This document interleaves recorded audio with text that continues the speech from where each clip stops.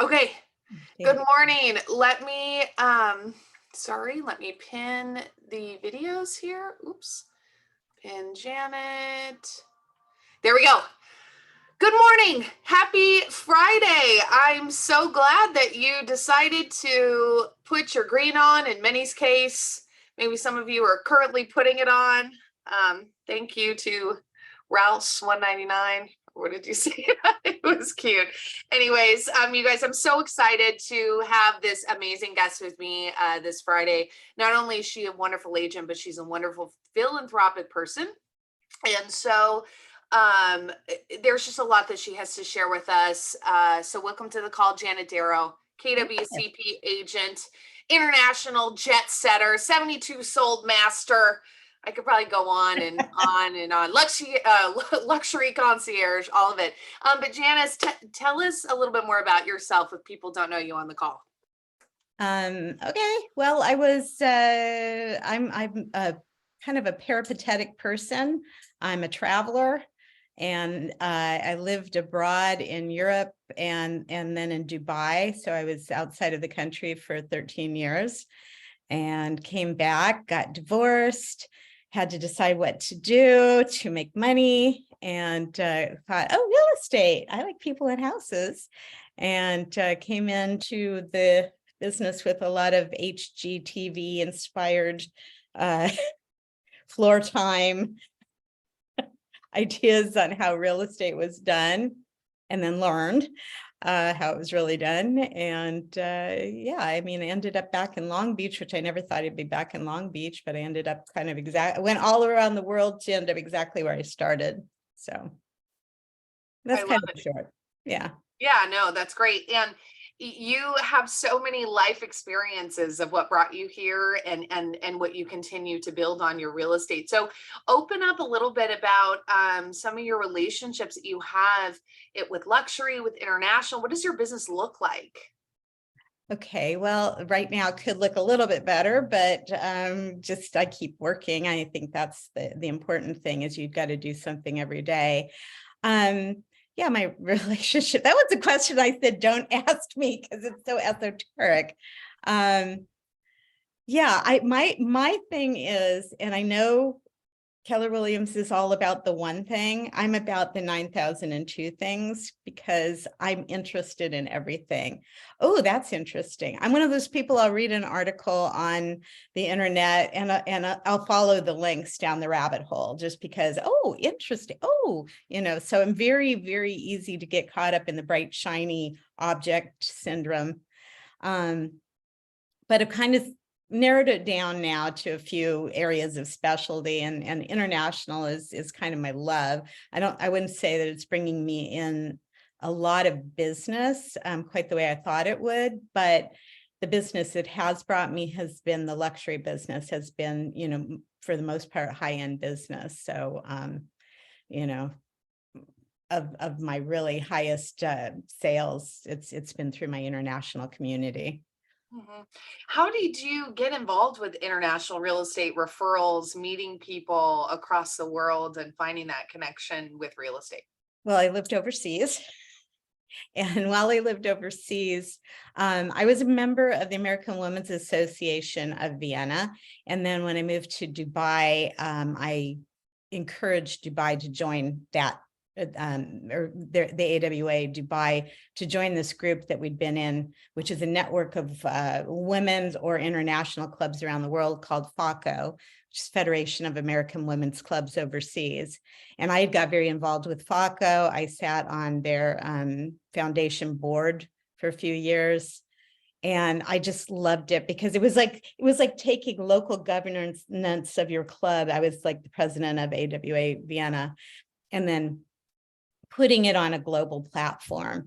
They have ECOSOC consulting status with the UN. So we became just involved in bigger issues, bigger, broader issues. from down to, good housekeeping, good governance for your club, to international issues, to, what's important for overseas Americans to know about what's going on in their country as far as their voting rights and things. And FACA was actually quite involved in getting the vote for overseas Americans. So, it was just a really good group to be part of. And so when I came home back to the States, I joined their repatriation group called FAUSA, FACO Alumni USA. And it was sitting doing philanthropy for them, and then became president. And so it was just kind of this natural thing. And then when I was starting to build my real estate business, I was thinking, well, okay, where are my people going to come from? And oh, there is international real estate. And Bill Soderoff was telling me, that he's going to build Keller Williams. And Bill Soderoff, who is the president of worldwide for Keller Williams, was a neighbor in Vienna. I used to hang with his wife, Elizabeth. And so, we were just good friends. He was just Bill from Remax. I didn't have any clue I was going to be in real estate. And he was telling me, I'm going to build this into an international brand. You should join Keller Williams. So he was part of the reason I joined.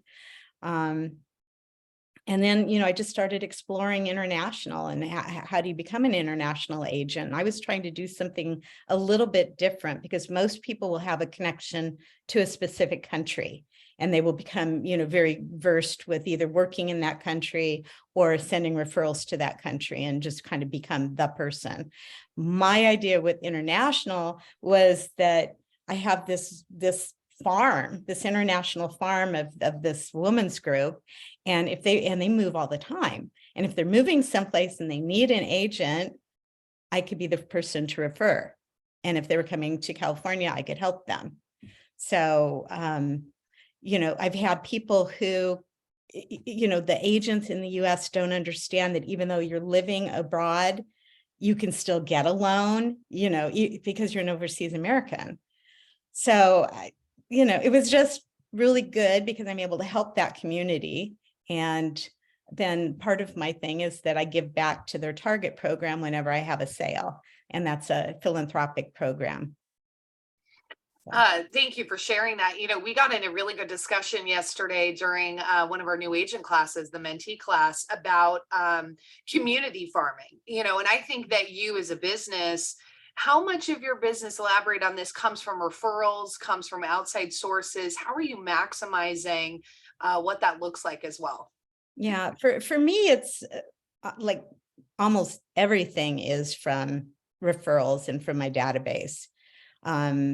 The House of Manita that I'm currently in escrow on, that was from a friend who I met shortly after I got back to California.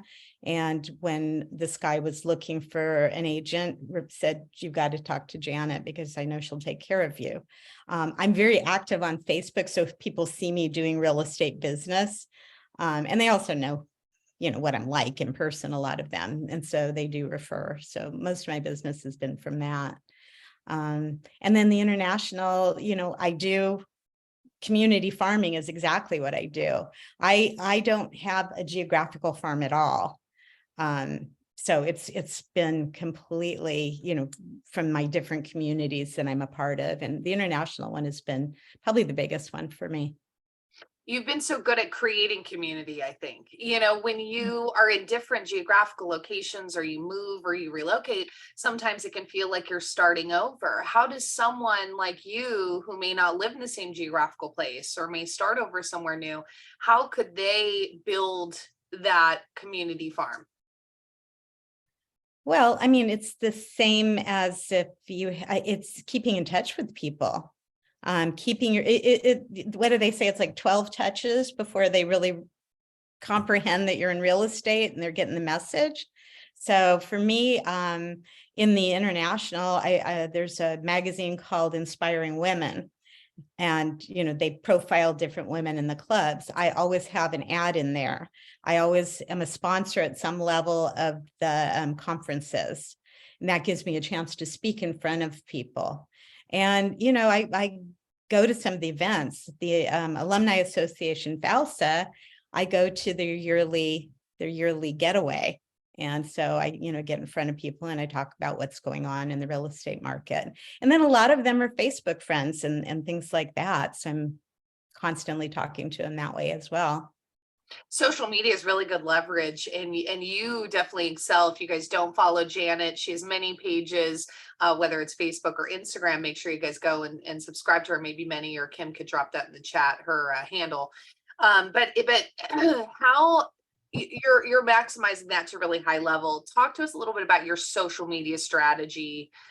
Give us a little bit of the insight to what makes Janet special with building those connections. Okay, so my social media strategy is to farm a lot of it out. I have a guy, Chris Lara, who is doing my LinkedIn, my Google posts. Else is he doing? He's doing my Facebook business page. So it's all full of everything Long Beach. And even though I go outside of Long Beach, he's focusing me so that whenever anybody types in Long Beach, my name should come up at some level. Working on getting more reviews, because once you hit 100 reviews, you get to a higher level with the Google exposure. What else? And then on my personal page, I mean, that's where I'm me, and I'll do a mix of just goofy thoughts,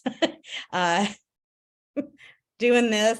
Here's me cleaning out my client's garage, you know, stuff like that. So I mean, it's just a mix of different things. But I mean, I think that's where you can really let your personality show through, is on your, not on your business page, but on your personal page. And that's worked, I think. I think that authenticity really shines through to your clients. And just like you shared, and you said so simply, you're sharing the parts of the transaction that aren't just the just listed, just sold, right? You're sharing that customer journey. Because that's, you know, that's nice. But everybody's doing that too. So I think you need to share, you know, little bits and bobs of your business. Like, I'm waiting for the gas to be turned on at this place. So it's, you know, my feet kicked up, you know, just waiting. I mean, because that's a lot of our job. And I think, you know, people think, oh, real estate agents, all they do is collect their big fat commission checks. And you really need to show that you're working.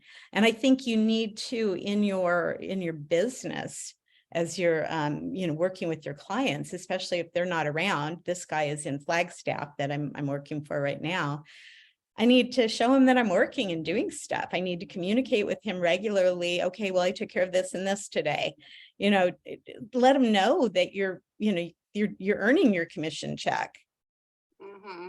I think that's so important. Again, share that whole story. That's every aspect of being a realtor. It's not just one little piece. That's what makes you special, is that client experience, is that care, and those little things of you being there and making sure they're taken care of. I love that. Right. And I'm always trying to improve too. So I'm a great believer in education and learning new things and becoming proficient at the things you do.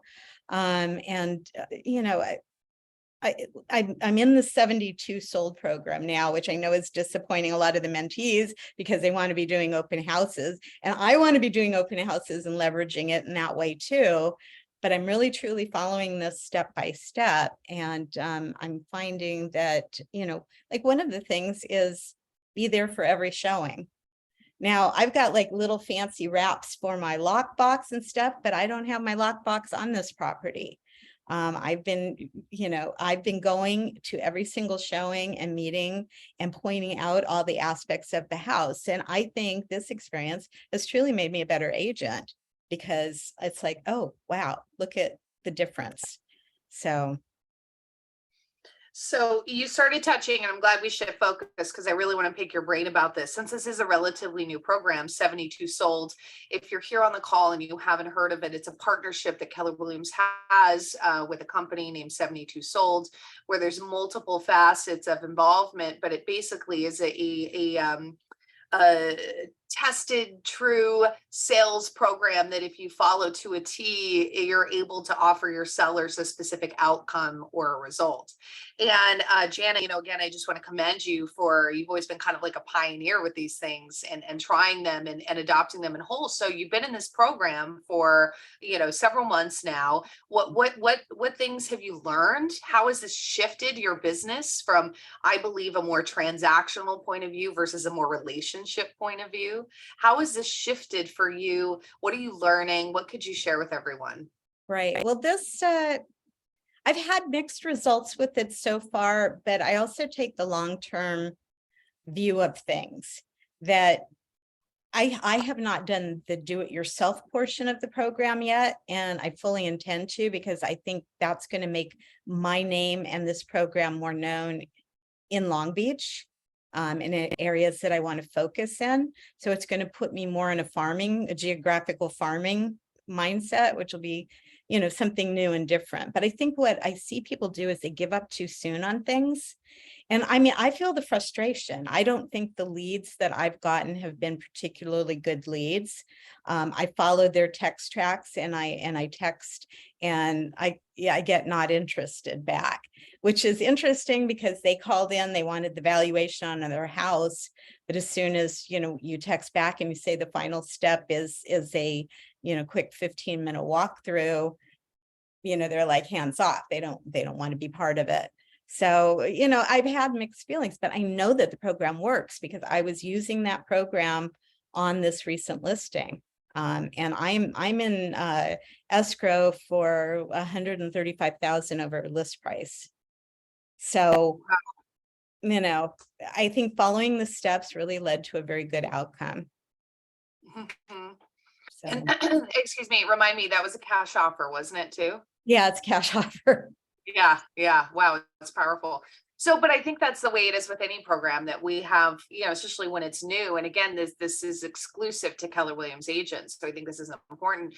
But you, as an example, Janet, jump into 72 sold, you organize a breakfast, talk about education and function, and now you built this community. Like, why do you take it to that next level with these things that you jump into?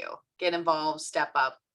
Well, I think it's helpful if you get to be the face of something. I mean, obviously I'm not going to be the face of 72 sold, but I want to be the person that they think of when they think of my area. And I think a lot of people look at other agents as their competition and not their cooperation partner, because so much of this business is working with other agents.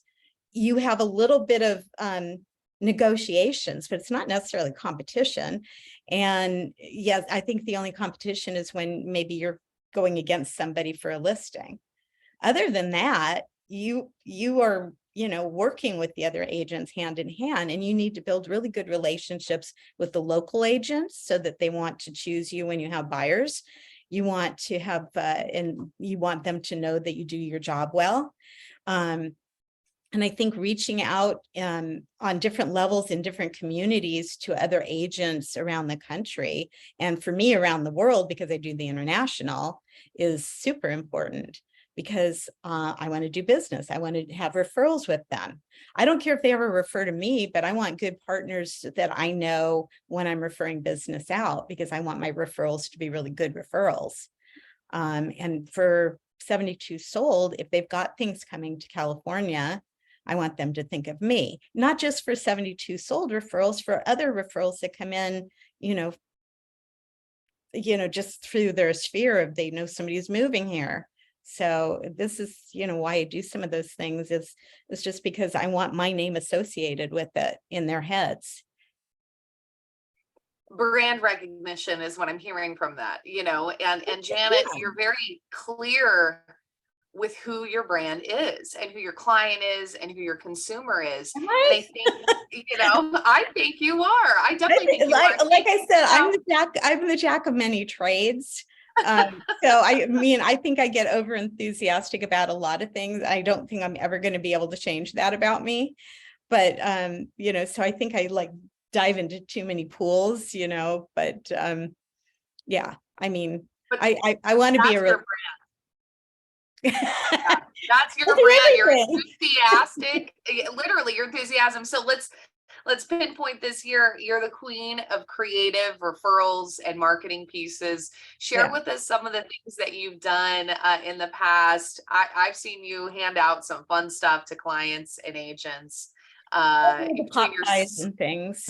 Yeah. yeah. Okay. Share So with us a couple of the things that you do to build referrals. yeah, I coach through Buffini, and they're all big into calls, notes, and pop buys.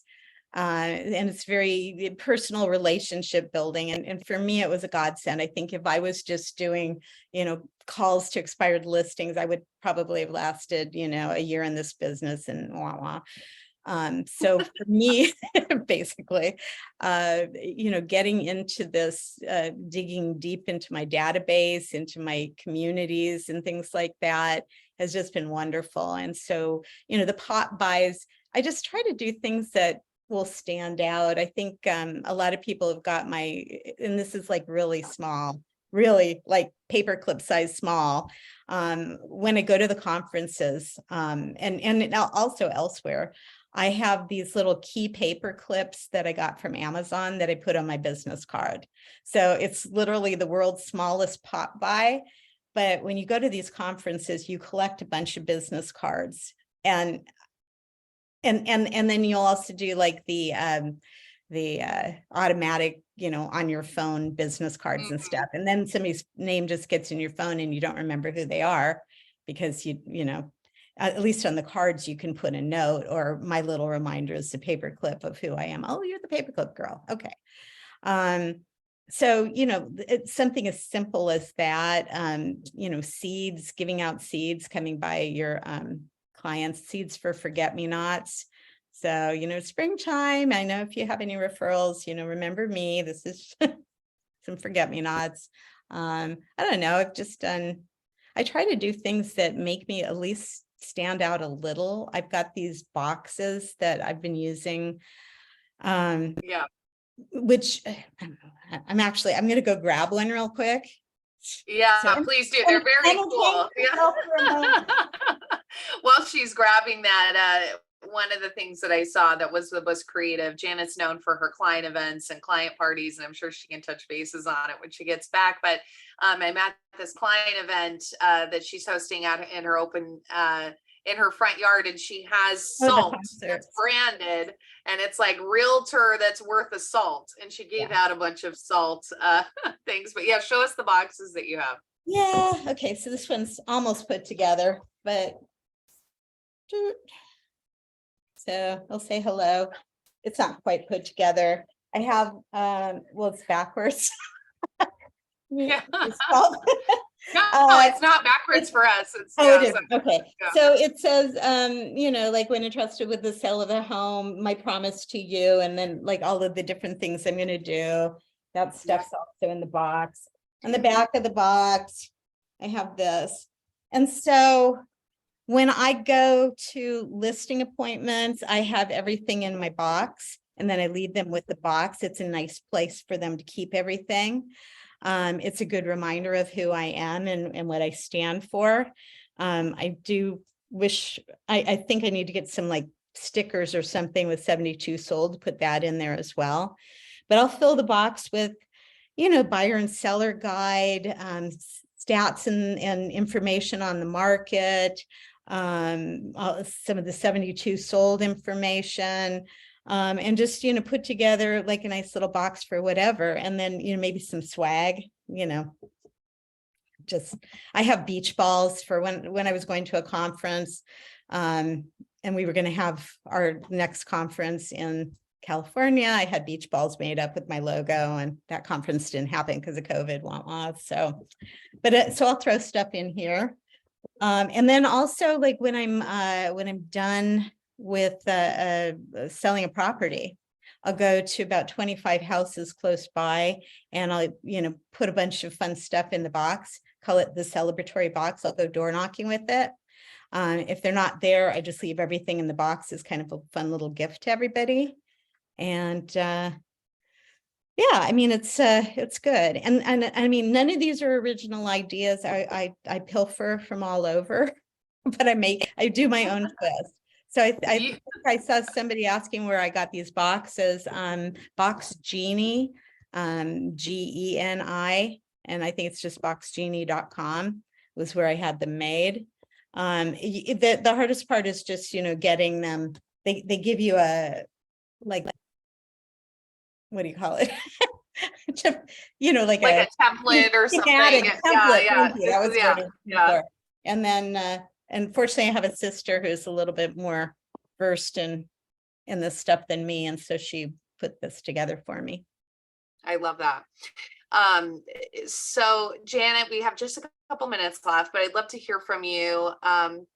We talked about 72 sold. We talked about international. Let's touch a little bit on your luxury aspect, right? So tell us a little bit about, because luxury is something also that you specialize in. You sit on the luxury committee. You're part of the KW luxury community. Talk to us a little bit about how that business is different, the same, how you service that client a little bit different or the same. Give us a little bit of insight.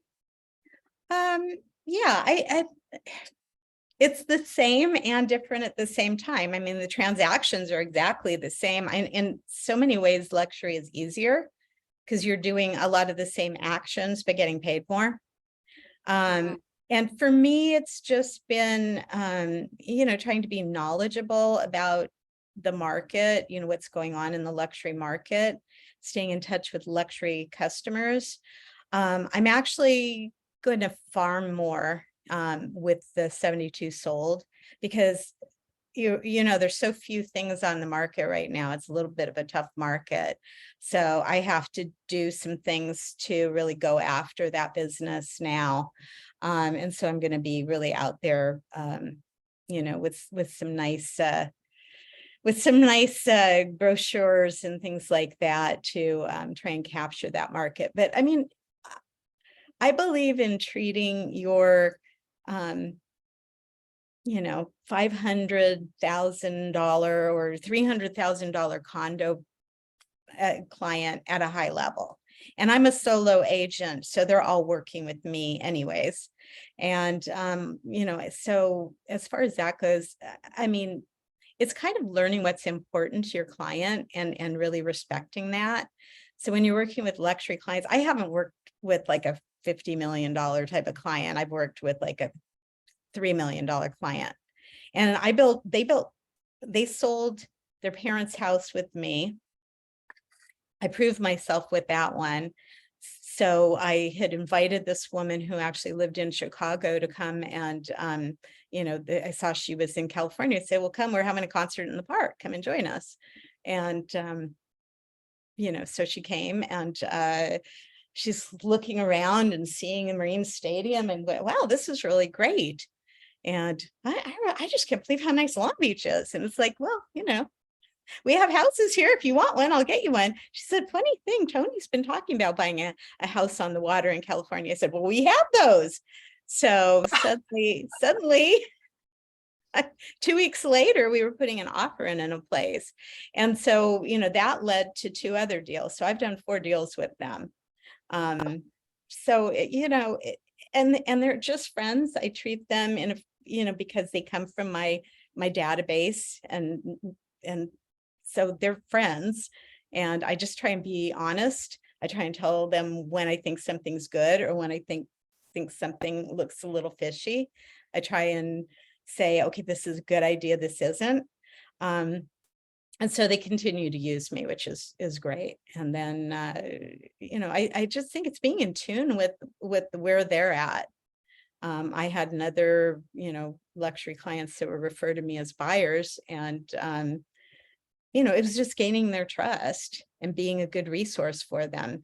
They were moving from Orange County, and they needed to know what the different neighborhoods are. I'm a great believer in the NAR RPR. They have really good community reports on that. So I printed those up.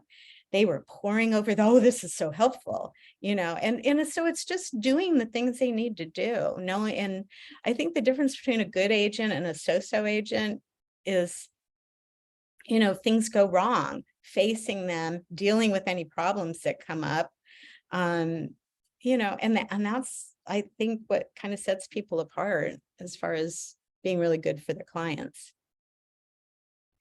So many good things in there that you just shared. Even how nonchalantly, you were telling a story about being together with this client, and you just said, well, if you ever want to buy a house here, let me know. I mean, sometimes it's as simple as just asking for the business. Am I right? Yeah, it is. And you don't have yeah, go ahead. It's easy to be really shy about doing that or feel awkward around friends, but it's like, it was like a natural thing, and it was kind of joking. And I had no idea she was looking. But if I hadn't said that, then, that business, and that was a lot of business. I mean, that was, three deals beyond, the first deal that we had done. So, and, that's Huntington Harbor and Bay Harbor. So, I mean, some really good business came from that. One little line. Yeah. What a good way to end this call. Ask for the business, Yeah. even if they're your friends. Yeah. It's easier with your friends. Right. I know. Yeah, that's good. I love that, Janet. Thank you so much for joining me this Friday. I got a lot out of this. I know everyone else on the call did. I'm gonna just burst you again just a little bit, Janet. Since she's a referral gal, connect with her, follow her on social media. This is a good way for us to grow our businesses together to help support each other. Again, Janet, thank you for sharing everything you did. For the opportunity. I appreciate it. Have a happy Friday. Have a happy and safe St. Patrick's Day, please, everyone. We will see you all very, very soon. Okay. Bye-bye. Bye, Thanks, Janet. Thank you.